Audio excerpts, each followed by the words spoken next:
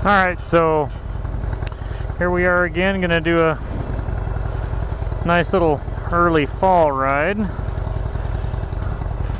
take a look at the bike. All looks good. Been sitting in a hangar, it's a little bit dusty. That's the problem with black. Oh, it was tougher.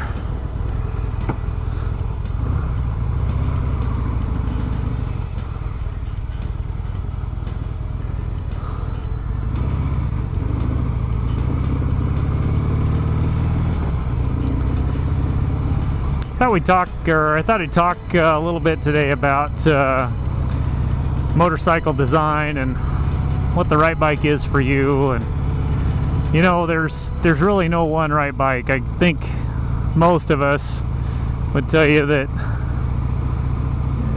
it's really nice, and I guess maybe the right word is it's optimal to you know, have about a dozen motorcycles. So it's not always the most financially responsible thing to do, but certainly there are some that do it and some that can afford it. But I'm not really in the position where I can do that, but you can sort of mitigate that by cycling motorcycles, meaning, you know, ride one for a year, change it up for something totally different. I've been able to experience a lot of different motorcycles and styles of motorcycles and all that I really wouldn't have if I would just bought one and stuck with it. And a lot of my friends mock me for doing that, but hey, it's to each his own, right? Say it. This, you know, right now I've been really enjoying this breakout. It's just a fun motorcycle to ride. It's, you know, it's a CVO. I mean, and I guess it's a hot rod for a Harley, but it's really not what I'd call a real hot rod. But boy, is it enjoyable to ride. I really like how, and I've said this before, how the Harley controls are. They're nice, they're clean, they work well, simple, and you know, it's just I guess in a lot of respects it's just a matter of personal preference. I mean, I like the layout of many motorcycles, and BMW, KTM included. They're just it's just a matter of taste, right? We've all got different tastes for things. As far as style's concerned, you know, depending what you're doing, I mean, I would prefer to ride off-road all the time if I could, but currently where I live, which is in Wisconsin, there's just not a lot of excellent off-road trails. There are, you know, some forest roads that you can use and stuff. They're on the western side of the state. Here, and I guess a lot of states are starting to go to this, is there's a designated OHV areas, and that's fine. I'm all for, you know, preserving what we have nature-wise, but I'm also for enjoying it. And I think there's plenty of responsible ways that we can enjoy, you know, all of our outdoors. And I don't believe that restricting or closing off areas is necessarily the answer. It may be in some cases, but I don't subscribe to that particular thought.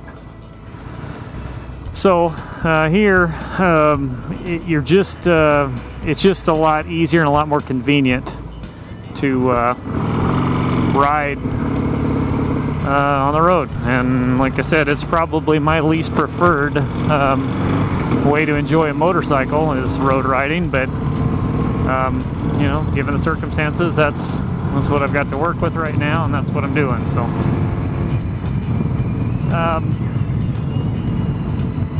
So back to styles. You know, like I said, I prefer a certain thing, but I can also enjoy a number of other configurations. I've had a number of full dresser motorcycles, which are nice. Long distance cruising, being behind a windshield is really nice. It's and some would say that that's the only way to go. Comfort factor, great. Keeping bugs off of you and the wind off of you, which, you know, a long time out in the wind like I'm riding right now is tiring. I mean, I've done it. I like to do it, but it's definitely not something that everybody that rides motorcycles will necessarily enjoy.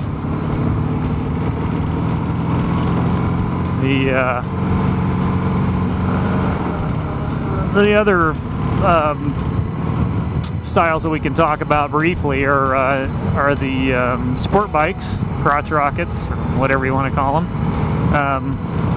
Those are great bikes. They really are fun bikes to ride. The biggest issue that I have with them is that, you know, most of them will go 90 miles an hour in first gear, and it's pretty impossible to resist the temptation to not be riding one of those bikes at, you know, 120 everywhere you go. And I've had a few tickets on them. I just find at this point in my life it's just easier to stay off of them unless I can get onto a closed track environment, which is then a whole different ball game, because they are a lot of fun.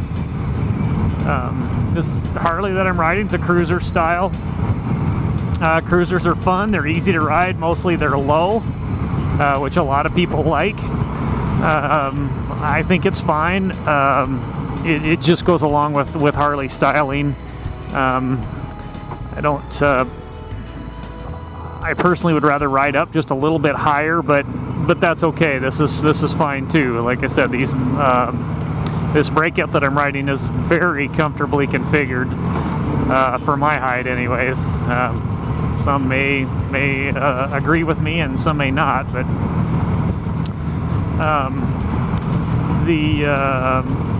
like I said, in my preferred choice, I have a background in off-road racing, so I personally would like to be off-road all the time if I could. Like I said earlier, it really doesn't work out for me that way right now. I do like dual sport bikes. I just did a whole season on the KTM 1290R Adventure, which was a really outstanding motorcycle, I have to say.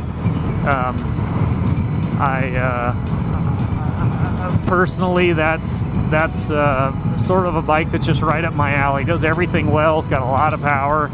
I would say that bike's biggest hindrance is its seat height. I'm 5, almost 11, and I can't even tiptoe on it, even when I've got all my gear on, and it's really absurdly high. I don't know, how they decided or why they decided to send it in stock trim like that, because there's just no way it fits anybody but a 6'2" rider would start to fit it pretty well, and maybe they've decided that's their demographic that they have. But I do think it hinders a lot of shorter riders from getting on the KTM. I had a number of my own buddies, mention that, boy, they really like the KTM, but they just didn't feel like they could ride it comfortably because of the ridiculously high seat height.